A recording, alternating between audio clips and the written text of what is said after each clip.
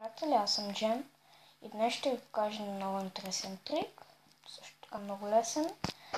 С него повечето от вас бихте могли лесно да заблудите вашите приятели и да ги удивите.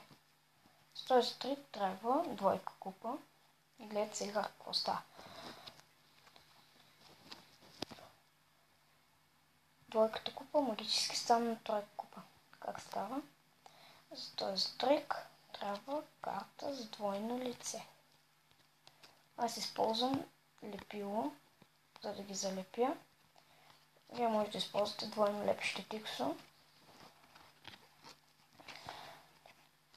И ето така хващате средния пръст, ето тук.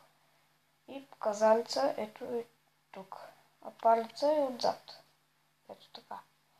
После, когато клатите, показалицът идва отзад, а палеца идва отпред. Ето така. Завъртате картата, тогава това го правите в движение, но много бързо, за да не се види, че смените карта. Сега ще го направя бавно. Ето вижда се, но го направя бързо. Вие не виждате нещо. Благодаря, че гледахте този клип. Следващия такъв ще е след 50 гледания. Долу в описанието ще има един много добър канал с много интересни фокуси. Моля ви, абонирайте се за него. И това е.